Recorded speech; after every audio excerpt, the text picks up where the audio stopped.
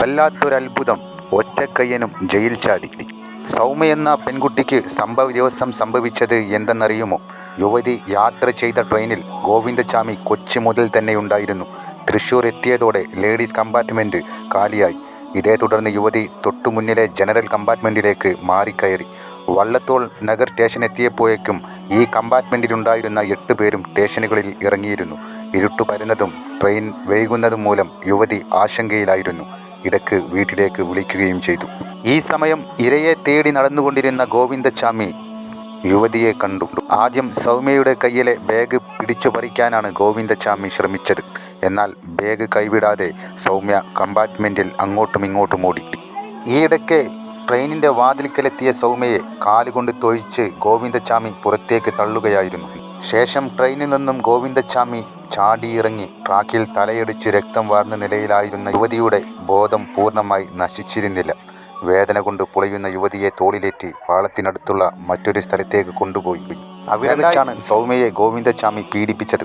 എതിർത്തപ്പോൾ കല്ലെടുത്ത് മുഖത്തും തലയിലും ഇടിച്ചു. യുവതിയുടെ പക്കൽ നിന്നും വെറും 70 രൂപയും ഒരു സാധാരണ മൊബൈൽ ഫോണും മാത്രമാണ് ഗോവിന്ദച്ചാമിക്ക് ലഭിച്ചത്. പ്രതീക്ഷിച്ച പണം കിട്ടാതെ വന്നതിലുള്ള ദേഷ്യമാണ് ഹീനമായ കുറ്റകൃത്യത്തിന് ഗോവിന്ദച്ചാമിയെ പ്രേരിപ്പിച്ചത്. പിറ്റേന്ന് നടക്കാനിരുന്ന പെണ്ണ് കാണൽ ചടങ്ങിനാണ് യുവതി ഷൊർണൂർ പാസഞ്ചറിൽ വീട്ടിലേക്ക് വന്നത്. 2011 വധശിക്ഷ വിധിച്ച ഗോവിന്ദച്ചാമിയുടെ വധശിക്ഷ 2016 സുപ്രീം കോടതി റദ്ദാക്കുകയും പീഡനത്തിന് നൽകിയ ജീവപര്യന്തം തടവ് നിലനിർത്തുകയും ചെയ്തു. വധശിക്ഷ ലഭിക്കുവാനുള്ള കുറ്റം തെളിയിക്കാൻ സാധിച്ചില്ല എന്നാണ് സുപ്രീം കോടതിയുടെ വിലയിരുത്തൽ. ഒറ്റക്കയ്യനായ ഗോവിന്ദച്ചാമി കണ്ണൂർ സെൻട്രൽ ജയിൽ ചാടി എന്ന് പറയുന്നത് എങ്ങനെയാണ് വിശ്വസിക്കാൻ കഴിയുന്നത്? ഇരുമ്പ് അഴികൾ മുറിച്ചു മാറ്റി എങ്ങനെയാണ് ഇയാൾക്ക് സെല്ലിൽ നിന്നും പുറത്തു കടക്കാൻ കഴിഞ്ഞതും ആ വൻമതിൽ ചാടിക്കടന്നത്? തീർച്ചയായും ഇയാളെ സഹായിച്ചവർ പുറത്തുണ്ട് എന്നുള്ള കാര്യം വ്യക്തമാണ്. ആരോ ഗോവിന്ദച്ചാമിയെ വലിച്ചു പുറത്തേക്കിട്ടു. അല്ലാതെ ഒരിക്കലും ആ ഒരു കൈ കൊണ്ട് ഇങ്ങനെ ഗോവിന്ദച്ചാമിക്ക് സ്വയം അവിടെ നിന്ന് ചാടി പുറത്തേക്ക് വരാൻ കഴിയില്ല. സമൂഹത്തിന് ആപത്തായ വ്യക്തിയാണ് ഇയാൾ. ഉയർന്ന ലൈംഗിക ശക്തിയാണ് ഇദ്ദേഹത്തിനുള്ളത് എന്നാണ് മെഡിക്കൽ റിപ്പോർട്ടുകൾ പറഞ്ഞത്. ചേരികളിലും റെയിൽവേ സ്റ്റേഷനുകളിലും സ്ത്രീകളെ തപ്പി നടക്കൽ ഇയാളുടെ സ്ഥിരം പതിവായിരുന്നു. 7 മണിയോടുകൂടിയാണ് ഗോവിന്ദച്ചാമി ജയിൽ ചാടി എന്നുള്ള വിവരം പുറത്തറിഞ്ഞത്. തുടർന്ന് ഗോവിന്ദച്ചാമി തലയിലൊരു കെട്ടുമായി തൻ്റെ മുറിഞ്ഞ കൈ മറച്ചു വെച്ചുകൊണ്ട് മുന്നോട്ടു പോകുന്ന വീഡിയോകളും പ്രചരിച്ചു. തിരിച്ചറിഞ്ഞു.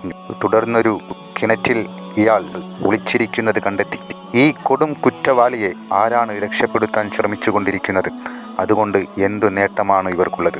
പോയതല്ല, വലിയ സഹായങ്ങൾ ഗോവിന്ദച്ചാമിക്ക് ലഭിച്ചിട്ടുണ്ടാകണം. കാരണം CCTV ദൃശ്യങ്ങൾ നമുക്കറിയാം. സാധാരണ ജയിൽ പോയിട്ട് ഒരു പോലീസ് സ്റ്റേഷനിൽ പോലും മുഴുവൻ സമയം CCTV ദൃശ്യങ്ങൾ ഇപ്പോൾ ഉണ്ടാകുമെന്ന് എല്ലാവർക്കും അറിയാം. പക്ഷേ ജയിലിലാകുമ്പോൾ അത് നിരീക്ഷിക്കാൻ ആളുകൾ ഉണ്ടാകണം. കാരണം എത്രയോ വലിയ കുറ്റവാളികളെ, കൊലക്കുറ്റത്തിന് ശിക്ഷിക്കപ്പെട്ടവരടക്കമുള്ള കുറ്റവാളികൾ പാർപ്പിച്ചിരിക്കുന്ന ജയിലാണ്. നിരന്തരം സംഘർഷം പലതരത്തിലുണ്ടാകുന്ന ഒരു ജയിലാണ്. രാഷ്ട്രീയ അതിപ്രസരം കൊണ്ടുള്ള പ്രശ്നങ്ങൾ നിലനിൽക്കുന്ന ജയിലാണ്. പുറത്തുനിന്ന് അകത്തേക്ക് സാധനങ്ങൾ, കഞ്ചാവും ഭക്ഷണവും മദ്യവും അടക്കം എറിഞ്ഞു കൊടുക്കും, മൊബൈൽ ഫോണും അടക്കം എറിഞ്ഞു കൊടുക്കുന്നതുമായി ബന്ധപ്പെട്ട വാർത്തകൾ വന്നിട്ടുള്ള ജയിലാണ്. അത്തരമൊരു ജയിലിൽ മുഴുവൻ സമയവും കുറഞ്ഞപക്ഷം ഏറ്റവും വലിയ കുറ്റവാളികളെ പാർപ്പിച്ചിരിക്കുന്ന സെല്ലുകൾക്ക് മുമ്പിലുള്ള CCTVകളിൽ നിന്നുള്ള ദൃശ്യങ്ങൾ 24 മണിക്കൂറും നിരീക്ഷിക്കാനുള്ള ഒരു സംവിധാനം പോലും ഉണ്ടായില്ല എന്ന് പറഞ്ഞാൽ അത് സമ്പൂർണ്ണ പരാജയമാണ്. ഒന്നുകിൽ പരാജയം അല്ലെങ്കിൽ കണ്ണടച്ചതാണ്. എവിടെ നിന്നാണ് ഇയാൾക്ക് ഈ സെല്ലിന്റെ കമ്പി മുറിക്കാനുള്ള ആയുധം കിട്ടിയത്? ജയിലഴി മുറിക്കാനുള്ള ആയുധം കിട്ടിയത്? വൈദ്യുതി വേലിയിൽ വൈദ്യുതി പ്രസരണം ഇല്ല എന്ന ബോധ്യം എങ്ങനെ ഉണ്ടായതാണ്?